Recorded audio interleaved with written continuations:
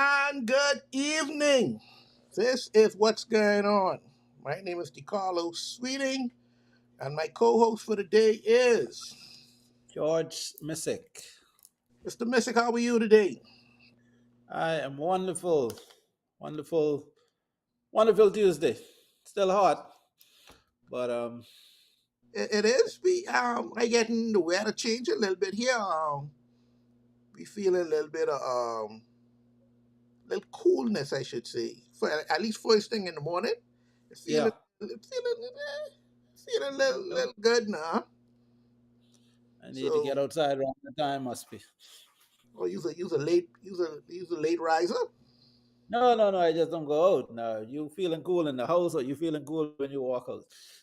'Cause I know your house always cool. It is, boy.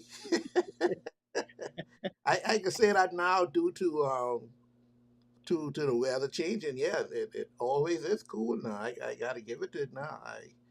I'm feeling it and loving it. So Good, good, ain't a big deal. good. And we're about Uh, to have a time change on end yes, of daylight. Yeah. boy. We need to have a discussion about that. Is it still really needed? Is it Yeah, a don't, part of don't, it? don't, don't, don't worry about it. As long as the states have it, when the states change. Unless Miami change, leave it.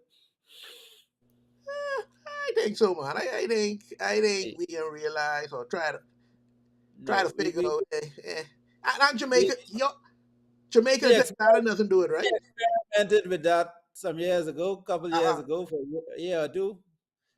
Boy, you'd be surprised how that 1 hour would mess up your life. So what happened? You all back to it? Yeah, we had to change that foolishness back. Like, boy, boy, for us who like Florida and the East Coast time, you don't want to be off an hour from. It's bad enough we off time with the West Coast by 3 hours, but you don't want to be off go time with Miami and stuff. You're going to the States. What time it is? Every time you got to check your watch. Everything wrong on the TV. Every But like, uh, uh, uh. When I, they change, they'll change. But if they don't change, leave it as it is. That's a nightmare.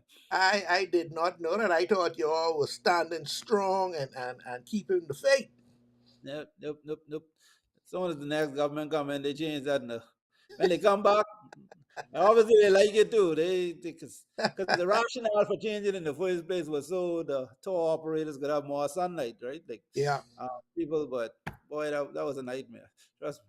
For me, some people might have liked it, but that 1 hour made a big difference. Teleconferences, different things. Like I said, we do so much business and different things with Florida and New York and stuff that I want to stay. Toronto have the same time. I want to stay on the same time with them places. Okay, I guess that's why we're not gonna change our own then. So I guess a word to the wise is sufficient.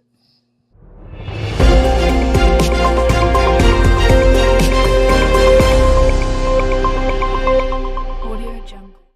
Okay, let's find out what's going on in the news. Now, I hate starting the show with sad news. And we got two set of sad news that we have to report on. And the saddest one is an 8-year old boy who committed suicide in the Bahamas. Allegedly. I can use your words or as my producer just corrected me. It's I don't even know where to begin on this. We are having a great big mental breakdown. I feel in the Bahamas, so that's being recognized more better than before. But I feel that we really have to attack this full on. Stop sweeping it underneath the rug. We can't be losing 8-year olds. Not for mental breakdowns and things like that. What does an 8-year old have? It just baffles me right now that an 8-year old could be thinking that, hey, I can't go on anymore. The world is so bad, so rough, so tough right now that I cannot go on any longer. This to me, that's crazy. I know they have peer pressure and it's a thing about being liked in school and also bullying even is a thing right now. But for an 8 year old, oh man, that touched me because I have an 11-year old, and I can't see. I try to make her life as easy, as comfortable, and as much for a child as it's supposed to be. Because we do have some children who are living some adult lifestyles. They are in some situations that they see and hear things that no 8 year old or 10 year old or even some 15 year olds shouldn't be hearing or seeing in this day and time. So to have an 8 year old allegedly take their life is baffling to me. What say ye in this situation? Of course, none of us were there. I read the story, and now the mother said kind of what led up to this. They were festive party, and I think one of the brothers had a birthday party, and this happened over a dispute. Well, after he didn't get to watch what he wanted to watch on TV, right? Like he wanted to watch YouTube, he wanted to watch a movie or something. He said, "Listen, y'all ain't ever let me watch what I want to watch." And he disappeared and gone, and the rest is history, right? I didn't even know he was that like upset to that point. So I don't even. So to me, hearing that my limited knowledge of what's going on, I don't think this was a point where you had a child that's just overly depressed, or this is a series of depression situation. Um, I could think of several different things to play out. I do think, like the mother said, these kids watch a lot of social media, and nowadays you have to be careful what kids are watching and what they're thinking, right? Because there's a lot of influences, and I think for some of these children, it's hard to tell between reality and make believe on these things. They ain't no do over here. So let's say, you play, okay, you know what? They piss me off. Let me go put this thing around my neck. Let me go play, act the fool. I don't know how long it takes for someone to hang Yeah, under their own strength, but maybe it's something he thought, let me try it, whatever. By the time, it could have been in that type of realm. I don't think he really thought about it, deliberated. This today, I'm going to end my life type situation because I didn't get to watch TV. Because you won't watch TV tomorrow. One thing we know, these children won't get back on YouTube. So yeah, I can't see any scenario really playing out whereby. But like you said, there's so much things out there. There's so much gateways. If you believe in the spiritual, for the devil now to enter your home, be in your home, and for things to go haywire quickly, that like the mother said, you really have to pay attention. Like a lot of people saying, "Oh, mother check the home." Like, yeah, nothing was wrong with her home according to her, right? Like this wasn't even, this kid was a happy, laughable child. So like nothing makes sense to say. You do have, I've I've known someone who've taken committed suicide in recent years, and sad thing is that person actually told me they were thinking about committing suicide, right? And you could see a build up of depression. As an older person, obviously life didn't work out, whatever, beaten down, and I guess but child who has all of that, I do think, you know, there's a lot of art, there's a lot of things, like I said, they're listening to in their heads and different things they're playing out, and they're not really thinking of the repercussions that, hey, tomorrow after this, as opposed as opposed to some of the adults who know they're trying to get out of this situation. I don't necessarily think a lot of these children really realize the finality of death, and how quickly you could slip away by doing these things, or by watching things where kids are saying, "Oh, do this to your parents," or music telling them do things. There's a lot of things going on. Like someone said, you have to really pay attention to subliminal. All these different things are at play. So a lot of these, and sadly, when you see them, I don't even think it's so mental. Because if this child didn't have a history of mental illness, nothing to do with mental health. I don't think. I think we use that word loosely.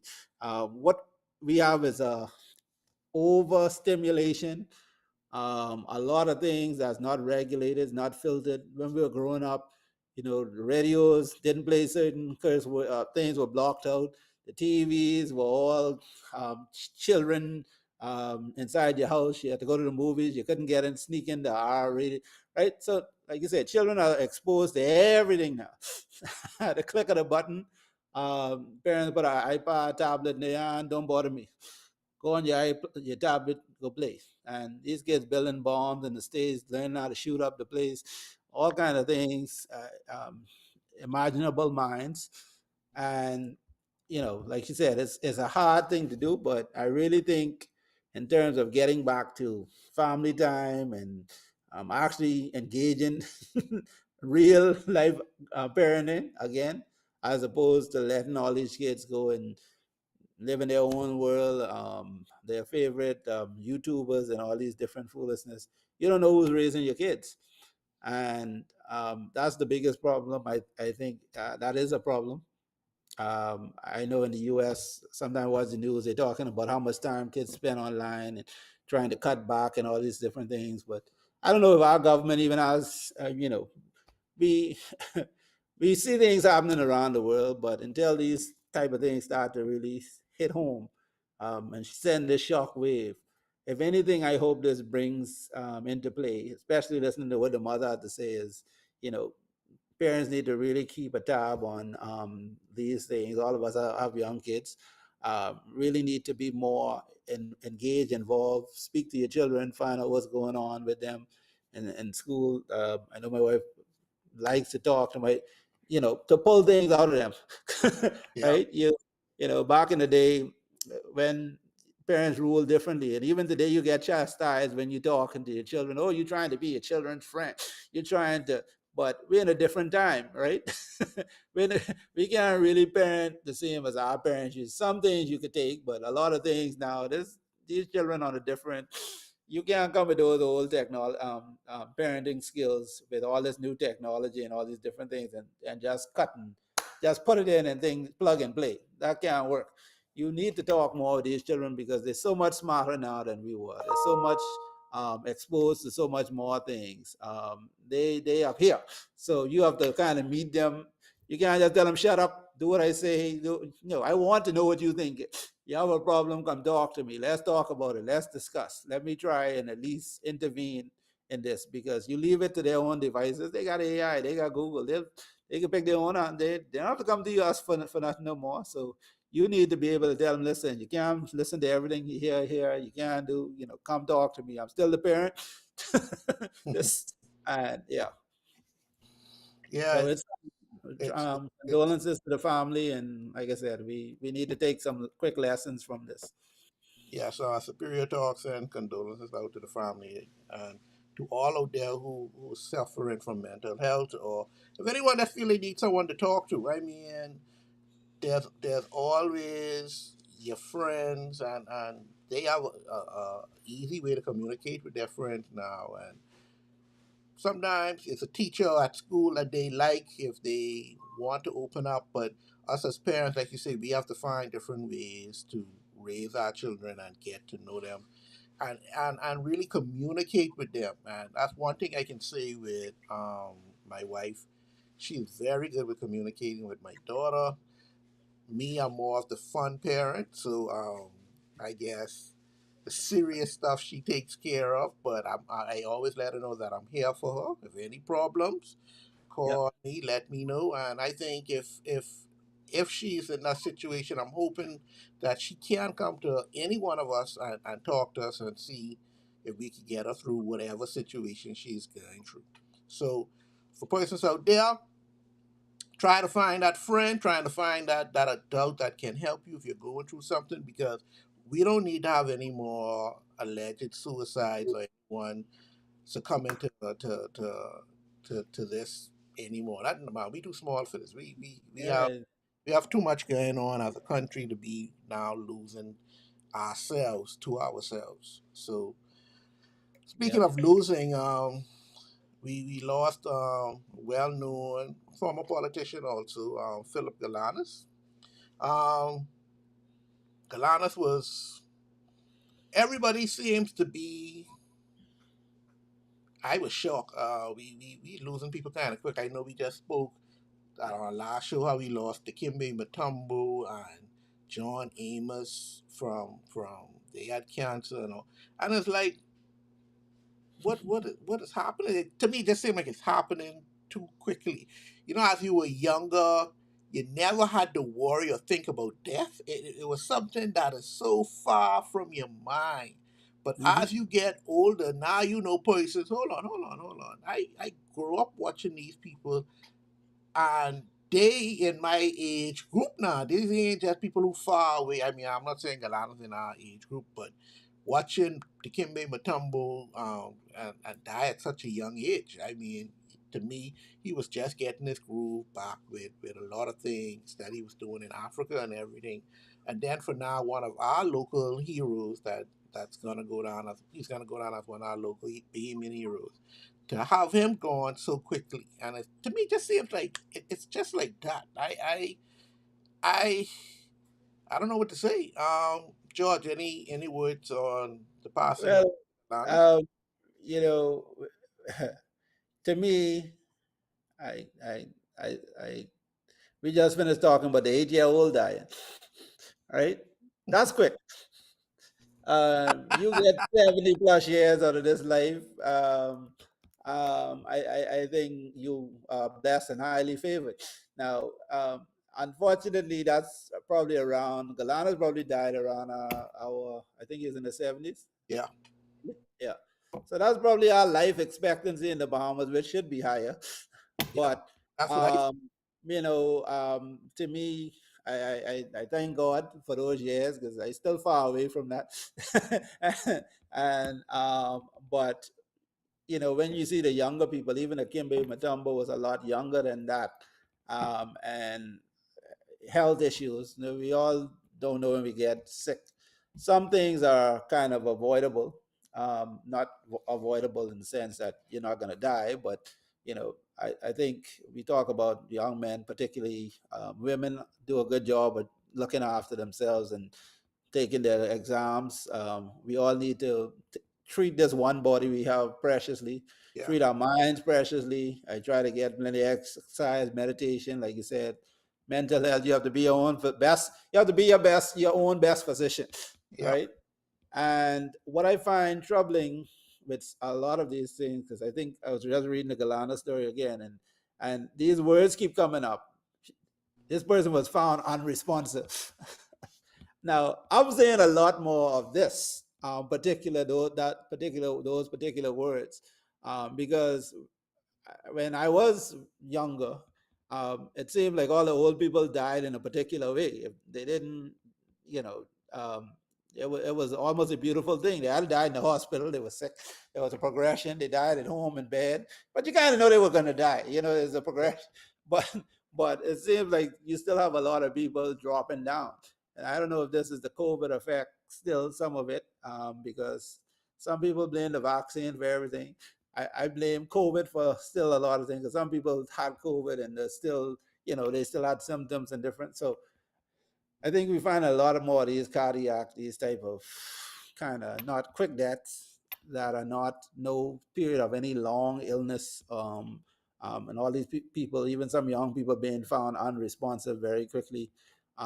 That's something to keep an eye on. But that is inevitable. I think, again, you try to enjoy every day, treat it as precious. Someone say treat your family, people good, so you don't have no regrets. We all we all on borrowed time. We all probably want to live long, but no one knows. There's things we could do health wise, safety wise, keep yourself out of certain situations. But I think that will be with us. And like you said, the older we get, yeah, we're at that point where we know a lot of older people, whether they teachers, the people in the church, the elders, all those people are to the age now where you're gonna have a lot of fall offs, more fall offs, because like I said, a lot of those are around average life expectancy rates now. Because if you're going on the law of averages now, you get the 80s and stuff now. That's you're above average, yeah. uh, and Um, so you I wanted to say, and especially talking about death. Unfortunately, I have to bring up the passing of Darrell Miller, one of yes, our local news reporters. And Darrell Miller was found in a decomposing setting at his home, and to me, dying is that's one of the worst things I feel. nobody to check on me, nobody look at me. That I come to a point that my body is decomposing. That scares me so much. For But days. go ahead. Yeah. Yeah, like you said, for yeah, they I think a lot of people worry about that, particularly single people and so forth, that you could go be dead for days missing before someone knock on your door to see. Like you say, the flies alerting you to Yeah. your death. It didn't seem like, well, you don't really pick the way you did. But Daryl, like you say, was larger than life figure. He had his troubles, a lot of people. And yeah, I don't. Was he retired? Maybe he was a bit out of the public eye, not as. And that's another thing. He just retired, and when you retire, keeping yourself busy. And one thing I'm gonna miss greatly with Daryl is now the next election. He's not gonna be here to Yeah. give his his provocative, like the word like he like to use. Um, Hmm. and bringing in those votes. It was just exciting. It was good TV just to watch him Yeah. broadcast the incoming votes. I mean, everybody just won a which channel Darrell is going to be on because that's what we want to watch. He brings it in such a manner that it makes it so entertaining, and it's gonna be so difficult to fill those shoes with such a Hmm. person who attracts people, and as Yeah. simple as bringing in votes. I can also remember when there was the straw market fire. He was, I mean, he was so alive, and as he was broadcasting he would say this is what he lived for, and you could have tell then that this was something that he always wanted to do, something he always wanted to broadcast on, and he had his moment in the sun, and he Hmm. took advantage of each moment that there was. He gave it his all to the Bahamian people, and we loved him for that. So R.I.P. Darrell Miller, Philip Yeah. Galana. We lost some good Dallas, people. Dallas one of them goats of journalism. Oh So yeah, so definitely irreplaceable. And we spent some time in Turks and Caicos as well. yeah, So a lot of people here know him and love him, and like you said, some people are irreplaceable. They made their mark on history. Um, love him or hate him, he did his thing. He will always be remembered for that, and just the reaction on tech social media.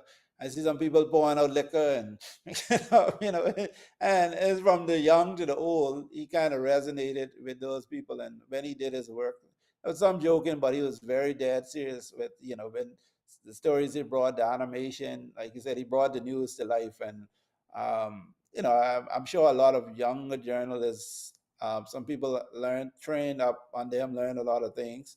They won't have the same, obviously, personality. Everyone has their own flavor, but I'm sure in terms of learning professionalism and how to approach your job and work ethics, and I think if they can take those things from Daryl, you can't try to be him because you just can't do that.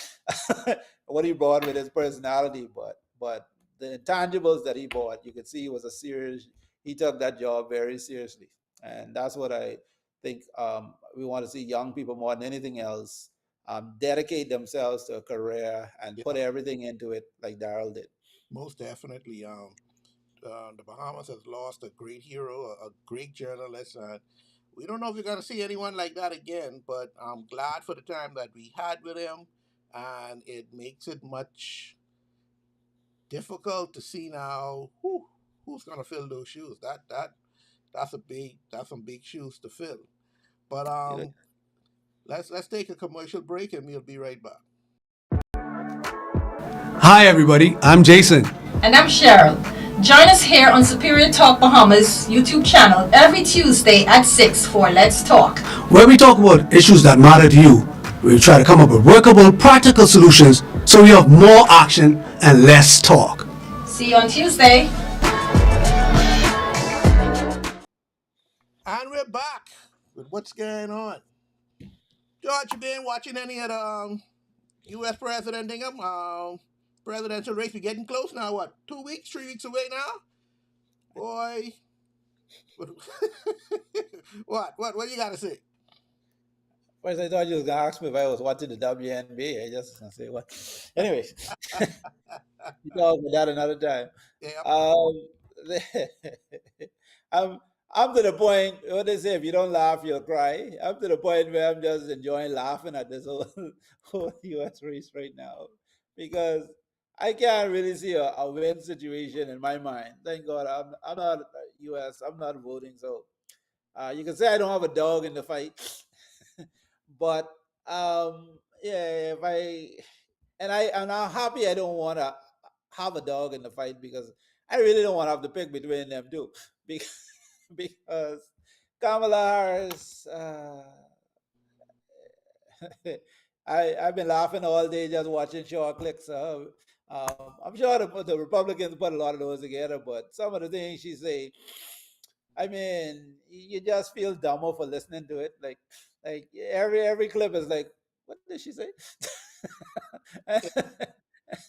it it's so scary that you have one who was an afterthought and one who gives no thought to anything that they say, and it's scary for us because you know we over here if America sneeze we Yeah, catch the cold, so we sit down and we watch these things and see how it will affect us because it will affect us somehow some way because sometimes boy they come with some new laws and some new thing and boy I it scared the hell out of me. I know it. Trump has talked some funny things. I be scared. Hold on.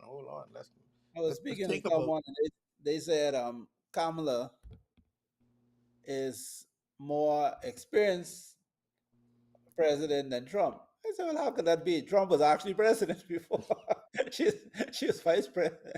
He actually held the job before. So the funny part about this um, presidency race is you have a former president, right? So you've seen him before, right? You've seen him in office, so you can really people can really evaluate it. Did I enjoy what I had before, right? So it's nothing new.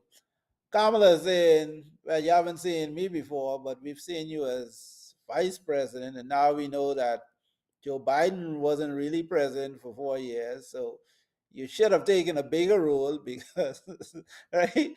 And so we've kind of seen you as well. And where we haven't seen you, you don't have that much experience either as president. So, um, like someone said, in one hand, she's saying, I'm not Joe Biden. The other hand, I'm taking credit, but I don't want to take credit for this administration, but you were part of the administration. So there's a lot of bantering back and forth. But I think Trump has, if I'm trying to pick a winner now, Kamala Harris, I think, has been leading a narrow lead in the polls, which is astonishing, seeing that she just came in. But you know what happened? The Democrat Biden threw all his voters, Obama, Hillary Clinton. So she basically inherited like the chosen, like, yeah, we don't have time to get no one else. You take all of this, and it's an ideal situation to be in. So it's really for her to fumble this ball, right? Because on the other hand, you have Donald Trump with all these accusations, but people don't like him for whatever reason. He coming in to settle score, so it's a hard sell. But on the other hand, America wasn't even thinking about this female president until a couple months ago. And they Afterthought. definitely wasn't thinking about a black female president, right? So there's a lot that you're giving the voters to think of very quickly, and it's almost like we trying to think of the best out of, but you know, unless you're a diehard Republican or diehard Democrat, these swing voters are going to be crucial because where do we go with this, right? The policies are like east, west, north, and south. I think the to me, I would think Donald Trump probably still has the edge, even though he's losing. One, former president, the economy isn't great, right? Inflation is still high. Um, these wars about to break off every day, and Donald Trump lead the votes, and who could keep the country safer and whatnot? Because he keeps saying, "Hey, ain't none of this under me." A fact. But and then what's the other thing? Immigration. The Democrat immigration policy totally backfired. I think because it is out of control. They're not eating the dogs and the cats as advertised, but it's bad, right? And now they're also telling black people and the black men. We didn't talk about Obama's video to black men. That's a whole other issue, but that seemed to backfire on them as well. And now the Republicans are also saying, with all these immigrants that the Democrats are letting in, guess who that's going to hurt worse? Black men, right? They coming to take your job, nobody else. And so I think those big issues for the Democrats, to me, they seem to be dwelling on abortion and all. To me, abortion is not a big issue to most because I didn't mean to say it's not a big issue. I meant to say it's not in the minds of the voters, perhaps the same as the economy. Money always, to me, throughout politics, if the economy is messed up, governments generally change, right? I don't think that abortion affects less people directly, right? Everyone can have an opinion whether they for or against abortion, but everyone's not going to have an abortion. Don't apply to men at all. Um, it only applies when they come with this. Suppose you get raped, and to me, that's a small fraction of people. So it just based on your morality, whether you're for and against abortion. And so to me, the economy is going to be more crucial in the minds of people. Immigration and national security will probably be a more leading factor than this abortion issue, which the Democrats seem to be. You see a lot of the campaigns based on that and the right to choose and all this thing. So it's going to be interesting. I think it's going to be close. Um, I would be surprised. I think if Hillary couldn't pull this off, I'll really be surprised. Although I know a lot of people don't like Donald Trump, the to me, the thing with Republicans and what happened with Hillary is Donald Trump people, I like to say, they don't really tell you they Donald Trump people. Even during Donald Trump administration, a lot of people would be quiet. They rather not say anything than to say, I support Trump. But they support Trump. So Trump got a lot of voters, although these early polls are saying Kamala is voting. I wouldn't take that to the bank because I just know how a lot of Donald Trump supporters think. It's not fashionable to really come out there and say, hey, I support Donald Trump with all these accusations and stuff. But secretly in a poll, Donald Trump subliminally had persons go and that was Capitol Hill. I mean, I that's some yeah. power. I don't care what nobody say. That is some power. He whether they undercover or not, that's some power. Kamala had she just said she raised $1 billion. Mm-hmm. That's I how do you do that with such a short campaign span? Create that type of money. Mm-hmm. Where is this money coming from? I mean, this is the most interesting election I have ever seen for someone who just come from way back to catch up, probably take over, Yeah. and now it's almost even, and Americans don't know who is going to win because usually around this kind of time you could tell Yeah. who's Yeah. Yeah, yeah. going to get who's going to get it. And it's just Obama had it in the bag. yeah, you usually could tell, and like you say, the topics that everyone is interested in, and it's prioritized.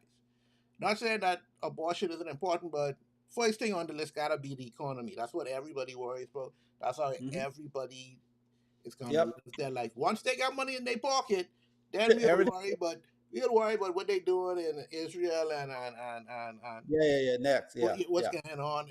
But if I ain't got no money in my pocket, why the hell with them people over there? I ain't got time for that. I need to worry. I got issues right here, right now that I need Mm-hmm. solved and I need looked at. So therefore, once that economy situation comes through, that's gonna be to me the biggest factor. It would be for me. I would say the economy is the biggest factor for me. I Yeah. need that up and running very well so I could make some money. So everybody could make some money. So I am just fascinated with this thing. And like you say, 2 weeks, 2.5 weeks, 3 weeks left. Be neck and neck. I can't wait to see the results of this. And I don't know, you call me if I'm wrong, but I would like to see Kamala win by a close thing out and Donald Trump And I wrong for this. I wrong for this. Y'all forgive me for this. I wrong for maybe I a little messy. Maybe I a little messy. Why does sound a little ratchet for truth? I want to see how he reacts to this. Because if he do that last thing with Capitol Hill, my God, what he can do if he lose this time. I and I wrong for that. I apologize to all, but I just want to see. I like to Well, see. I think all the chips, all the marbles on the table for Donald Trump on this. If Donald Trump loses, he go and join P Diddy, right? so, so there's really he have to pull out all the stops on this. This could get him over plenty things. Help secure his legacy because that he's going to be remembered. His presidency, like you said, is mired and how it ended and all that stuff. Pence and the Capitol Hill and so there's a way for him to, he got another 4 years. By the time he finishes, he's 80 something. I even know they won't prosecute him, even if he comes out at this point. But we all know they're not going to prosecute the sitting president for those things are pretty much going to go away.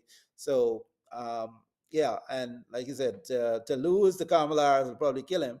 But, you really see that the Obamas, Clintons, they still running that, that Democratic Party, They and hold a lot of definitely power. They still could draw a crowd. yeah, yeah, I don't don't know. know. Someone said it, I didn't realize it, but yeah, Biden was never really president. It doesn't look like Biden was ever really there. Obama was never really. That doesn't look like just he was spotting the seat. They chose him. I think that's why it's so easy to throw all of this behind Kamala now and say, listen, Exactly. keep going. But Biden said that's the only way a Biden came out of that race because nobody was coming out by themselves. Somebody in the party had the power to say, "Listen, hey, this You ain't got working with you." right. You got to go. And that looked like Obama to me, with the Clintons close behind. Hey, the mere fact he accepted, he stepped down, plus to have that money, boy, that money got to come from somewhere. That money Yeah, come from somewhere. That ain't yeah. that's poof like that. That money come from somewhere. So anyway, let's take a commercial break and we'll be right back. Yo, what's up, Bahamas? My name is Andrew Williams, aka Cat, And I'm your boy Mix and we're representing Off the Bench, the number one talk sportcast in the Bahamas. in the world, my boy. My bad partner. So Yeah. we cover anything sports throughout the Bahamas. We cover our Bahamian athletes wherever they are, and they're making waves in sports. We cover them. Hey, just tune in. That's every Wednesday here on Superior Talk at 6 o'clock p.m. The number one talk show in the In the world. world, Craig.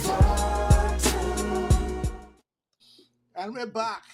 Um, Last week we did not have a show because we had Hurricane Milton was coming towards us through the Gulf of Mexico, and we wanted to take all precautions in place. That's why y'all didn't see us. And I have a problem with how we, and this is strictly in the Bahamas, how we look at hurricanes now. And I'm gonna say this because in Grand Bahama, we're one of the most northern islands in the Bahamas. We're right close in proximity to Florida, and I can turn on Florida news, whether it be Tampa, Orlando, Sarasota, Jacksonville, and they're keeping an eye on this hurricane closely. Now, mind you, whether it's coming from the east, west, north, or south, it doesn't matter because they always keep a very close eye on it. Now, for us, I can't say the same. I've been watching our local news and they might breeze past it, but there's no priority to it. And I don't want us to get relaxed after Dorian. And one thing I'm proud of Grand Bahamians right now, they're not relaxed. When any hurricane situation comes up, they're getting their stuff together, they're getting ready, and they're trying to do their best to prepare for a storm. In the capital, eh, just another ordinary day for them. They ain't really worrying about it. It ain't no big deal. Blah blah blah blah blah blah blah blah. That's your own problem until something happens. I would like to see, and I would hope to see that we are now in a better situation to report. Our meteorologists, and you know, when you watch U.S. news, everybody got a certified meteorologist. Everybody got I don't know if we just got weathermen. I don't know if we have certified meteorologists. Maybe we do. I think Basel them are, but I need us to take hurricanes, even if they ain't feel like they come in here, more seriously. And I'm speaking to the path of the government when it comes to reporting these things. If it ain't Nassau, eh, ain't no big news. We ain't really worrying about it. I have a big problem with that, and I feel this is something that we need to look into. And it even makes me more scared because if something does happen, do we? What is our reaction time? What do we have in place that hey, if something happens in San Salvador, I always have in my mind that hey, if something happened in San Salvador, through Dorian, one thing those the persons who came in to help, they had tents that were fully equipped for anything. Hospitals. I mean, they could have do surgeries on some of these things. Are we ready for if one of our islands get hit, for us to lift up and carry the people there to help them, to have warehouses for food, to have these things that we can pick up, a hospital we can pick up and carry to San Salvador or Long Island or Eleuthera or wherever else it need to be. Right now, communications is a big thing. We have a bunch of ways of communicating right now. Even if all of the poles get knocked down, you can now go ahead and buy Starlink that can give you internet, and internet can give you basically anything, phone, TV, anything right now you need, you can go through the internet with. Do we have these things in stock, ready to go? Do we have the equipment? And when I say equipment, vehicles, meaning that, hey, the airboats that are easily can traverse through any type of property or any type of weather. Do we have these on site? Do we have anything that to say, hey, what are we gonna do? Do we have? Because I have a solar generator. Do Hmm. we have solar generators? Because when you got a solar generator, you don't have to worry about how much gasoline we got to carry for this and that and whatever else like that. Are we thinking ahead that if anything happens, do we have the right plan in place? And I say that because I don't think so, because I think we even checking for these hurricanes. That's just my opinion. What say ye? I say the Bahamas is, we say we're a Christian nation for a good reason. And the reason, and one of the reasons is probably hurricanes, because we're truly sitting ducks for a category 5, a category 6. When Dorian was coming to Freeport, we saw it coming by the time, but where could you run? They tell you go to higher ground, go to in the US you can literally drive away, jump in your car, tell you, hey, come leave your property. If it's there when you come back, good. If it ain't, get your insurance or try to rebuild over. But literally what we end up doing, praying, you hear the gospel music on the radio. Um, Everyone saying pray for people in the Bahamas. We hope they're there when morning come, because there's no place to run.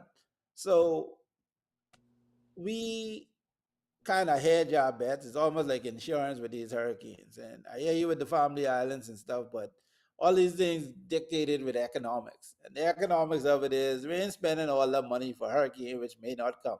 We can spend our time, call pastor so and so to pray, pray that storm away. Now I saw people the same way. We always come on these shows and talk, Lord, what happened if it ever hit NASA? Whatever happened if it ever hit NASA? I don't ever want to know that. Never want One to day know that. it's gonna hit NASA, it could be the longest day, but we all know in low averages, one day we may not be here, but one day it's gonna happen. But I think that day will come and it'll be the same thing. You had all this time to prepare better for what happens if it happens, but we're gonna sit back until it does happen. We're just gonna say, you know what, that's fingers crossed, we're gonna take this. Let's pray for the best attitude that it doesn't happen, because the thought of what it takes to really secure Nassau, to evacuate this, it's a logistical nightmare for some people. And Where all you, the people going, George? you realize that some people just can't deal with. We had a former prime minister who, God forbid, it ever hit Nassau during his time, right? Some of these people are just not good captains or chiefs to really deal with those type of situations, and we take it for granted that it's simply not going to happen. We're blessed and highly favored, and that's how we live our life with with hurricanes, with our finances and stuff. We got $100. Hey, I want to go out this weekend. The Lord will provide for my light bill the next week or what. Right? That's how Bahamians generally live. Oh Lord. So I think these problems, what you they might get cured in the breach. Even even after Grand Bahama got hit and all those loss of lives in Abaco, right? Like, how many things were? Where's the report coming from, emanating from that, to say how could we have done things differently, or how can we ensure that this never happens again, that we lose this much lives, if God forbid. No, we just gonna pray that, boy, this is a once in a lifetime storm. We hope we never see it. We survive that, right? We're not proactive. We're not going to spend the money. We're not calling for this to be done. We quickly forget how bad it was and we move on. We just pray, like a year like now, hey, ain't nothing happened this year. Let's go again next year. Roll the dice. Lord of mercy. I I I won't believe you, and I have no choice but to believe you by just looking at what they do. And nobody has a plan. I can Nope. see nobody has a plan, and it really scares me. And like I said, just looking at this type of just and we know Milton wasn't going to be a big hurricane, right? It wasn't going to go threaten us like that. But the preparedness of our government just seems so lackadaisical.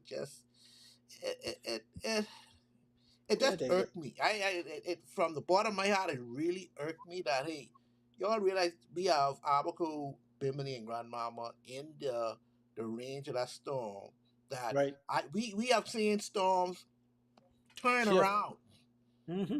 and storms shift. That storm was supposed to hit Tampa and end up going to Sarasota. I mean, and just do them right in. I mean, we cannot say what's going to happen and how it's going to happen. All we can do is try to prepare as best as we can.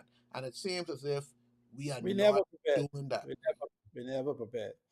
And we should have more experience in preparedness, and like you said, we've been there before. But what lessons have we learned? Oh boy. Anyway, I don't talk about that no more. Let's take a commercial break. Let's be right back. Greetings and welcome to Superior Talk Bahamas. My name is Yvette Swain, and I am here with the Sword Sharpeners Prayer Network. We meet every Monday at 6 p.m., where we dive into the Word of God to see what He would say to us. You are welcome to join us. That's every Monday at 6 p.m. here on Superior Talks. God bless you, and we look forward to seeing you soon. Bye bye.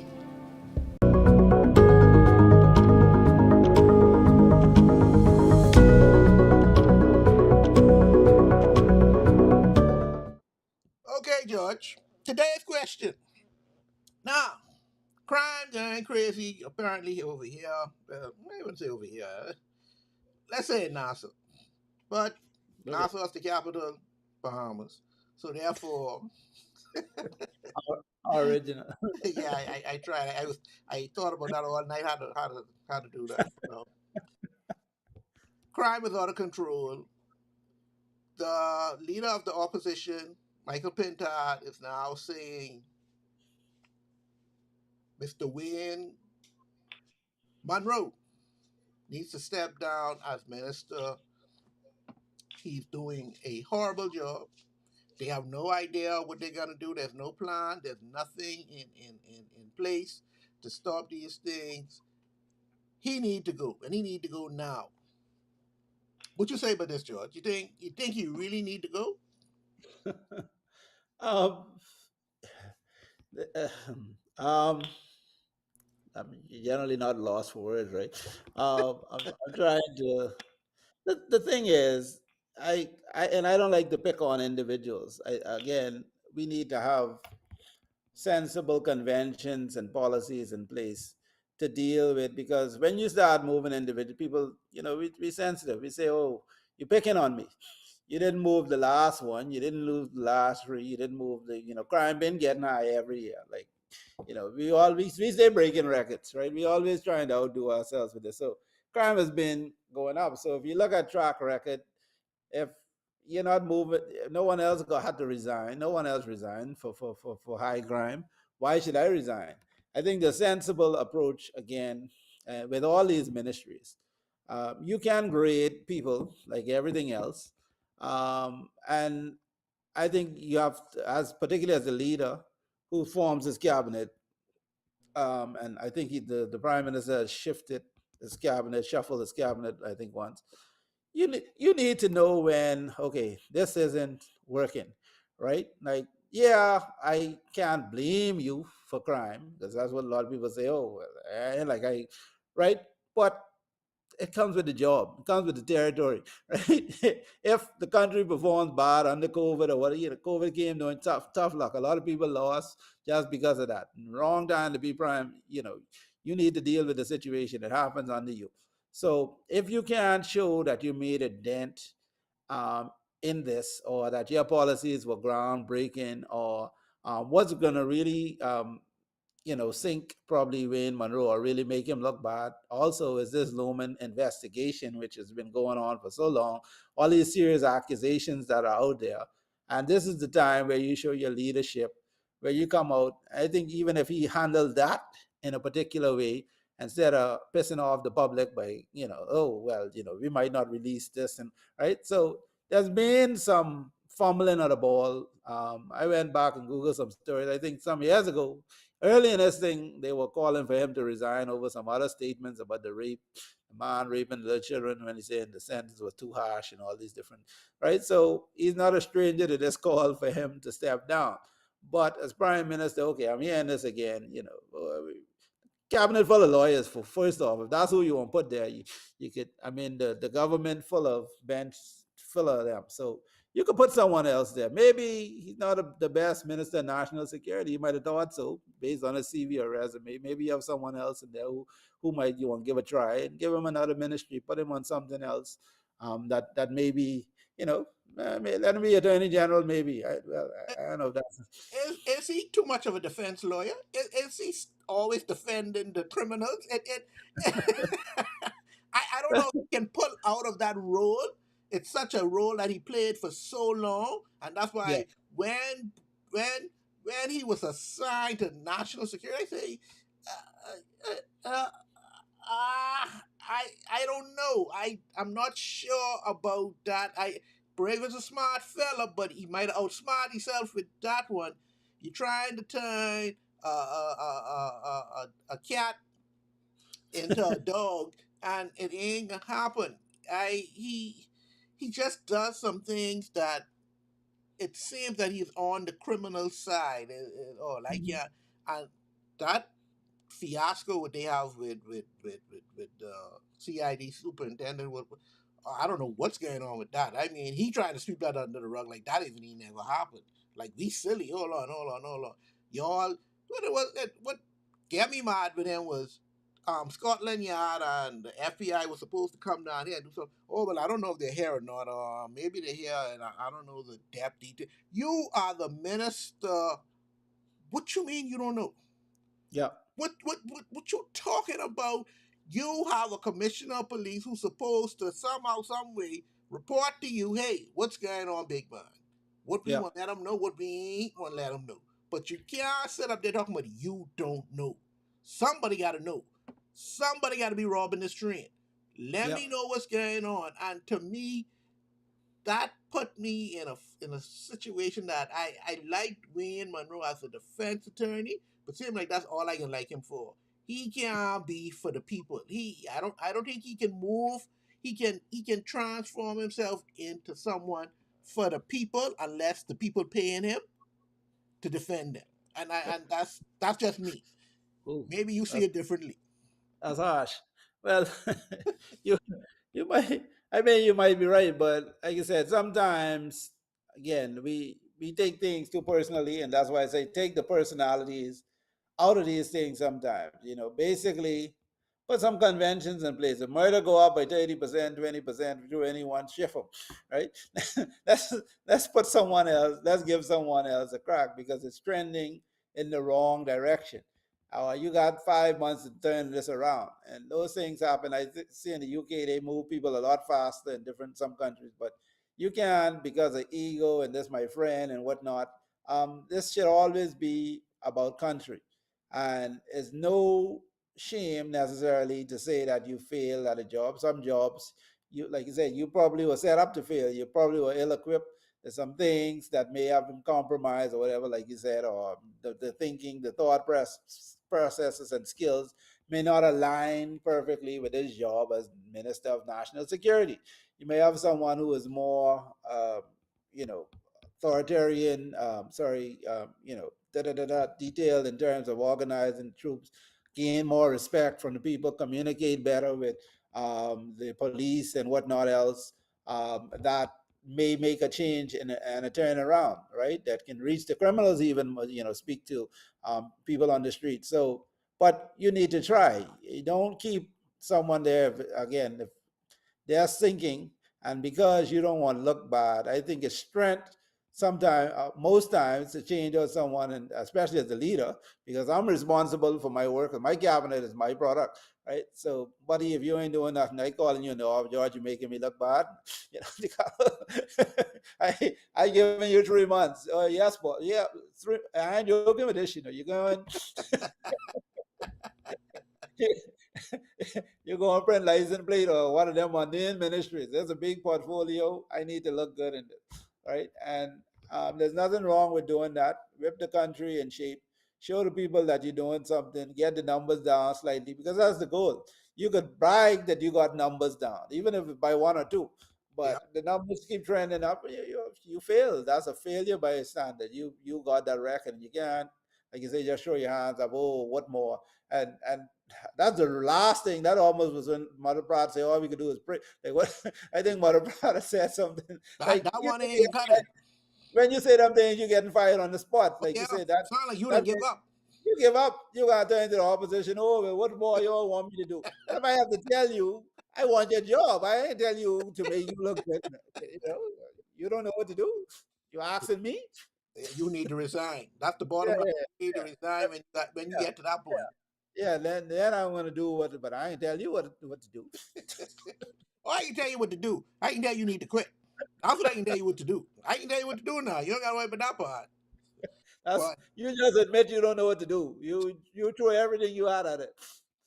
so it sounds like we are in agreement.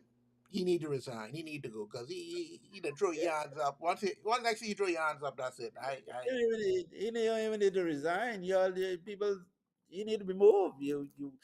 Most people. Why should I resign my job? you you're saying the wrong thing. You should be telling the boss you need to fire him. You need to move him. What is resign? Why? so What? so we agree. Brave, we ain't gotta go. Yeah, You gotta go. yeah. Anyway, let's find out who our bongia today is.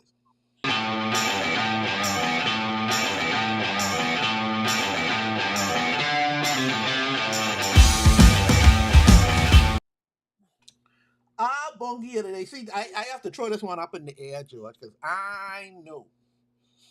Now, Michael Bendad call out Brave again. Brave, Mm. you say couple of weeks, you need a couple of weeks, and you'll be announcing the new owner of the Grand Lucayan. Couple of weeks and going. Okay, on 3, 4 weeks now. We ain't hear nothing. Now, when I say conflicted, I'm conflicted because I don't know if to call Brave the Bungie for lying to us or us, and when I say us, the Bahamian people, the Bungie, for believing Brave. I am to the point in Grand Bahama that I can't believe nothing until I see it and it alive and it working and it kick in and it riding and I can touch it, feel and see it because they done lied us so much for this hotel. I never see so much lies on one place in my whole life. This hotel get lied on many times. So I I can blame the Beeman people. I can put this on Brave. Brave, you're lying. You think you're too slick. I tired of y'all with this hotel holding us over our head. Every time you got one special announcement, keeping us in wait, keeping us in limbo. We sitting down here. Oh, we hotel finally. I to the point now get rid of the hotel, man. Knock it down, call it a day. Let's move on to something else because all the hopes and dreams and aspirations I had for this hotel ain't gonna happen no more. What do you say, George? Yeah, no, definitely not the Bahamian people, or Grand Bahamians in particular, because I I put my spin on it this way. They don't believe in brave. They believe in God. They believe in the hope that one day things will turn around for Grand Bahama. So even though you know the man lying to you, or they probably you can't lose faith that God tell you is gonna get better. After the storm, we've been in the wilderness long, and so one thing you know from the Bible, even if it's 400 years, one day God will give deliver. So I think our hope is still in one day that Grand Bahama will turn around. Freeport will get some magic back in it, and anyone who grew up in Freeport with that, they're gonna die with that hope, right? Now, unfortunately, I shouldn't say they're gonna die with the hope, Yeah, meaning yeah, that yeah. I don't like how you say. I just meaning they're not gonna let go of that hope. So when you say they believe in it, and I have this with people all the time, I cut my eye, send a skeptic, right? I'm seeing this movie play out, so not that I don't believe it's gonna turn around, but I definitely don't believe when certain people tell me it's gonna turn around. But but I just think it's just this holding on to one of these times, something has to happen because we can't punish this long. You can't everything that we praying for. One day this prayer has to come true, right? And so, but like you said, it we keep putting back one a lot of politicians who was there when the problem started. To me, like some of these people been around so long, they've been part of the problem, Yep. right? Some of the people in Freeport who we looking probably to even vote again, they've been part of the problem, right? They had their chance to turn things around. And so when you're telling me you're gonna turn it around the next time, but I don't even want to see you back there because I already give you a crack at this. Yep. And I don't know how much cracks I'm going to give to you. I'd rather take my own chance or give someone else a different crack because you had your crack. You disappointed me. You dropped the boy. That's why we vote you out, right? And so some of these people, if you don't have no other ideas, you've been around for the past 25, 30 years as a politician, and these things you have to go. And so we can't really blame the people because the people have hope. We can't blame some of them for how they vote and the blind loyalty for some of these parties. And people keep telling you that there is some shared responsibility. Sorry, so some people really go the other, but I think the average, the true Grand Bahamian, just has that hope for a better day. That one day they're gonna see something. They're gonna feel like they're not lying to their children, telling them that boy, no, free boy used to be good, Like people, like we won't be able to brag to people in the Caribbean and Nassau again. We won't be able to stick our chest up like we used to be and say, boy, we have something here. And so that's the hope that we told them. These lying politicians, get rid of them, call them out on their foolishness. Like Ingram used to say when these fellas come with their drawings and stuff, show me the money when y'all come with these lies. Now we need to don't come to me when y'all just sign your MOU, y'all just start talking and all right, and tell the money in the bank and reach a certain stage. I don't even need to know about it. All this foolishness, groundbreaking, someone show a little bit of dirt, like tell me see buildings going up and jobs and different things, like keep some of those press releases to yourself because all this hyping up people and then everything fizzling out, that foolishness need to stop. And I don't even know as a government what they get out of that because to me, even with the children, the more you lie to someone, make promises that you Yep. can't keep, the more the worse that relationship gets, and that's why they keep getting voted out. At least make small. Don't make the promise. I'd rather you not make the promise.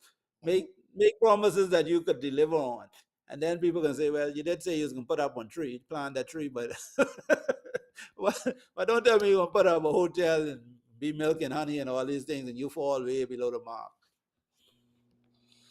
Well, I totally agree with you. So our bongi of the day is Prime Minister Brave Davis. Brave, stop being slick. I tired telling you to stop being slick.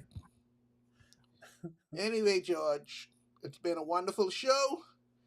Indeed. Had a good time. As for our people out there in internet land, subscribe, like Superior Talk. We have numerous shows. Monday we have Sword Sharpeners. Tuesday we have Let's Talk. And what's going on? Wednesday, check out our show tomorrow at 6 p.m. where we have Off the Bench. Thursday we have Islandish at 6 p.m. So we have a slew of shows that are quite enjoyable, all homemade, island made, fun entertainment. Check them out and join us next week to find out what's going on. And have a nice day.